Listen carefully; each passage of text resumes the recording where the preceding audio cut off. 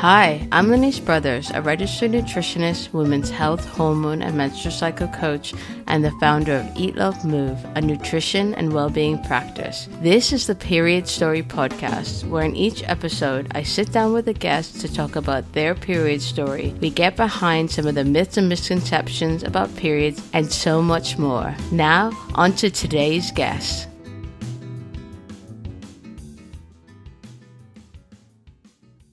On today's episode, we have Angelica Malin, the editor-in-chief of About Time magazine and the founder of About Time Academy. After a stint at a fashion and travel magazine, Angelica decided to pursue a career as an entrepreneur, craving the freedom and creative possibility of working for yourself. Angelica launched About Time magazine in March 2014, having spotted a gap in the market for a really well-curated personal lifestyle site dedicated to discovering everything it's about time you tried in London and beyond. Welcome to the show. Hi, thank you for having me.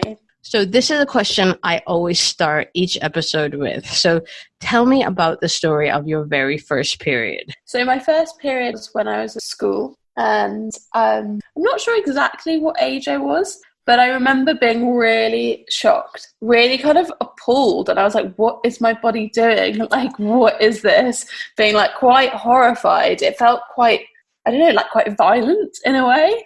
That was kind of my first real memory of it. Why were you so shocked and so horrified?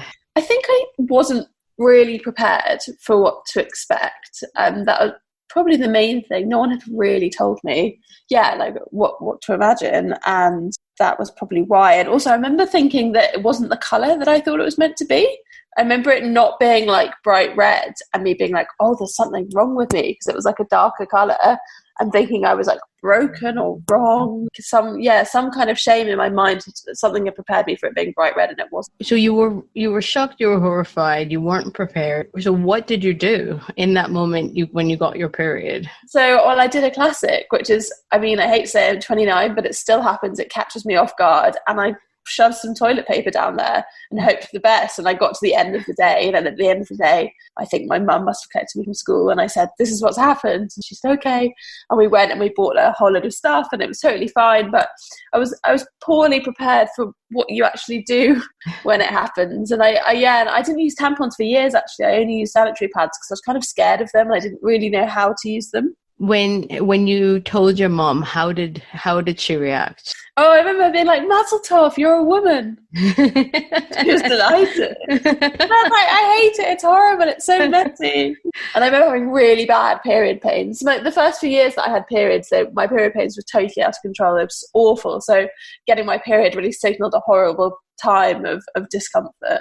And how did you learn about what was normal and what wasn't normal with regards to having a period? I don't have any strong recollection of an education in a formal sense at school about periods, to be honest. It might have been that when I got my period, I was at a mixed prep school, and it wasn't until I went to all girls school that I started to get any kind of good education around female hygiene, about sex.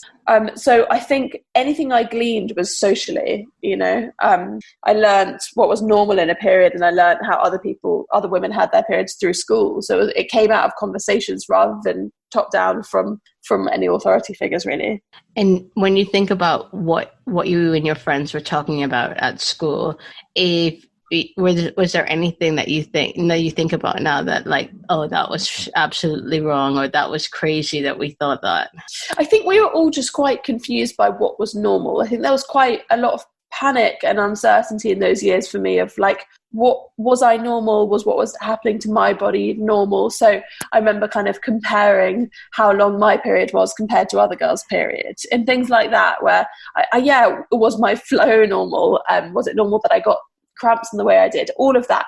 And also mood changes, like I suppose, hormonally your mood very off as a teenager anyway, but I wasn't sure what to expect. And I think it is a bit of a roller coaster because it is so personal, it's so different to every woman. And we do have this sense of like, is what I'm experiencing normal? And I think that goes into adulthood because there's not enough conversation around it. And it's only for me really the last few years that this kind of period awareness has happened. But I was kind of uneasy about myself because of it.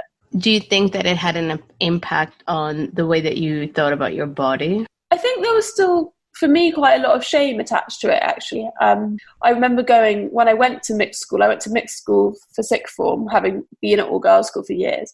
And I went to a mixed school where they only let girls in at sixth form. So the boys were kind of not emotionally ready. They're quite emotionally immature. And I remember feeling shame around my period. I remember it being like almost like a curse word, someone saying, oh, you're on your period, you know? And it was like women's hormones were kind of used against them as a way to call them out as crazy. And there was a lot of stigma attached to it. And I felt like it wasn't an environment where there was a real knowledge about female bodies, and they were kind of used against them. And I think girls were made to feel ashamed for what happened to their bodies. Where do you think that shame comes from? I think partly it's a lack of conversation, a lack of understanding. I didn't get the sense that the boys that I went to school with ever had an education about the female body. So I think that's quite a big part. It's not only are women not educated about their bodies, or young girls aren't, but men aren't either. And I think for me, like, the real turning point was probably in my last long-term relationship, where I was with someone for so long that I was very, very comfortable talking about my hormonal cycle and my period. And that was the first time really that I felt like I'd spoken to a man about it. And he actually, he said it whenever I was on my period, he'd say I was on chess, because it was like Chessington, because it was a world of adventures.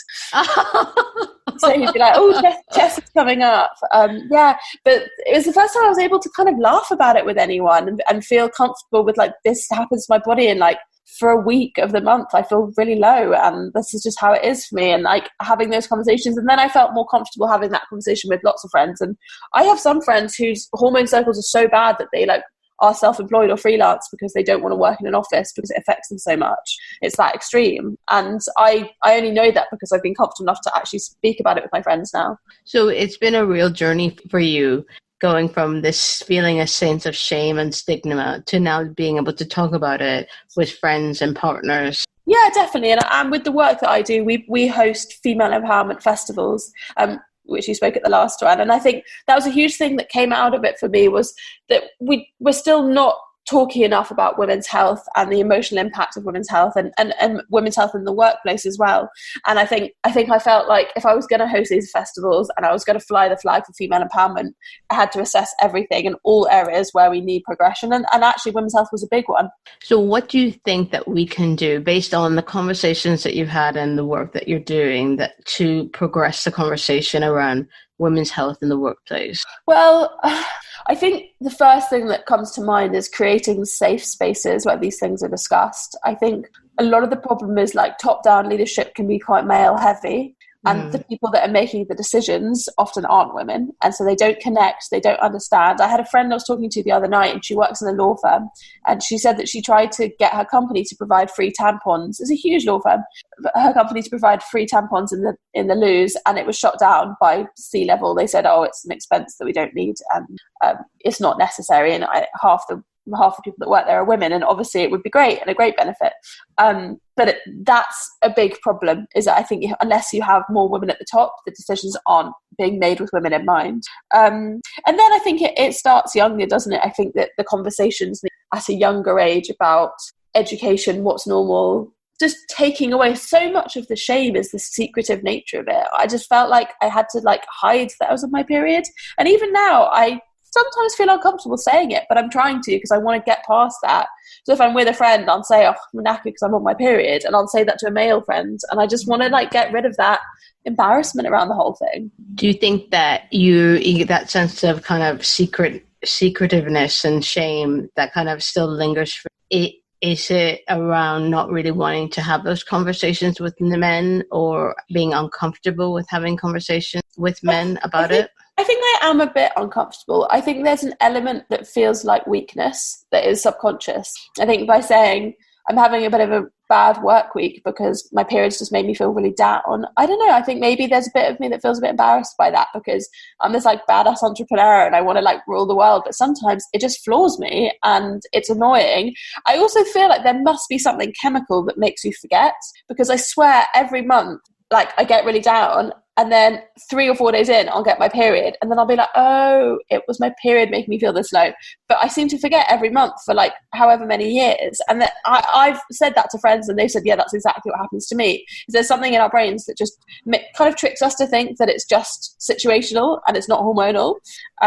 So yeah, but I'm trying with my male friends. I like to just throw it in from now and then and just throw them off guard and be like, yeah, I'm having a really heavy period. And then they're just like look really uncomfortable drinking their beer. But I think that's important. It's important, isn't it? To try and make people, sometimes you have to get a bit uncomfortable. Yeah, absolutely. Because, they're 50% of the population and, they not only they might have daughters or wives, but, they have moms and all of them at one point will have experienced having a period or will experience having a period. But I want to go back to what you said about kind of the hormonal cycle and what you said about this shame because you feel like you need to always on like this badass entrepreneur. Yeah. I interviewed someone last year and she was talking about how she was speaking to another entrepreneur who there was a real shame around having her period because of what you said, this feeling like you have to work in a very male way where you're always on, like that kind of hustle culture. Can you just speak a little bit about, the work that you've done with female entrepreneurs and whether you think this is a common theme that you see? I think it depends, really. I think for me, one of the reasons that I seem to have only hired an all-female team is because we connect with this stuff loads and we have a culture where we can say, I'm just not feeling great today, I've got my period, can I work from home? And that stuff just so much easier to talk about because we're all women. I think there's two schools of thought with it. I think some women feel like they don't want things like their period to define them and their hormones, and they just want to kind of power through, as it were, ignore that it's there, go to work as normal, be a badass. For me, that attitude feels like suppression a little bit. Not that I need to totally give into it, but I just genuinely am not willing to push through certain emotions. Sometimes I want to just sit with how I'm actually feeling. So I don't really subscribe to the school of thought of like being super strong the whole time. I try and track my cycle so I know when I'd be more up for certain things. I try and plan my schedule in a way that's like gentle and soft for me, but that's taken years to kind of hone to get to a place where I actually even understand my body to that extent and when I'm kind of on good form and when I'm not. So I think it's all about awareness. I found apps are a really good way of trying to get in touch with what's going on in your body. What apps do you use? So I'm currently using Moody Month, which I've used for a while, which I really like. But anything, I've used Clue in the past as well. I think it's just good. Do you know what it is? I think it's sometimes I felt like I don't really understand when I'm up and when I'm down, and I often know when the down bits were because I know that around my period a couple of days before I would feel really low, sometimes a couple of days after, and that bit I would understand. But I think the other side I didn't really understand is like, when are my hormones up? When am I feeling good? I didn't really understand that side of my cycle at all. And now I know that there are certain, like there's a week in particular where I feel really strong, I feel really confident, I just feel good. And that's when if I have a big meeting, I'll take it, or if I have a big event. I mean, I've totally ruined it next month because we have our festival over the first 2 days of my period and I was like, what am I doing myself? But for the most part, I think that's really healthy, and that's why femtech is so amazing, because for years none of this stuff existed that actually allowed women to understand their bodies more, and I want to see more of this kind of these tech solutions to women's health. So you said that using apps like Moody Month helps you understand that kind of full hormonal cycle that happens across however long your menstrual cycle is. It's changed the way that you plan your life. What else has it changed understanding the kind of flow of your hormones? There's certain things that I didn't realize were linked to my hormones that I only realized when I started jotting down like symptoms in the app. For example, like noise sensitivity, and it's funny, noise sensitivity affects me during my period, which I didn't realize, and I started to write it down and I realized that it was think like street noise would bug me. But then on the other side, I also found that during my period I'm really, really connected to music in a way that I'm not for the rest of the month, which is very strange. But I get for a week, I like constantly want to listen to music. When I listen to music, I feel really good, I feel really connected to it, it really moves me. And I was like, it makes me realize that women are just just magical, like we're these magical beings, like what is this? It's so cool. And I remember once I was on my period and I was feeling so low, and I was my boyfriend at the time came over and I was like sitting on my sofa, I was so low, and he came over with a bar of Lindt chocolate. And he made me a cup of tea, and I got a little bit of Lindt chocolate, and I went and sat on my floor, and I dipped my chocolate in my Lindt. I dipped my Lindt in my tea. The chocolate melted, and I had a little bit, and then my face was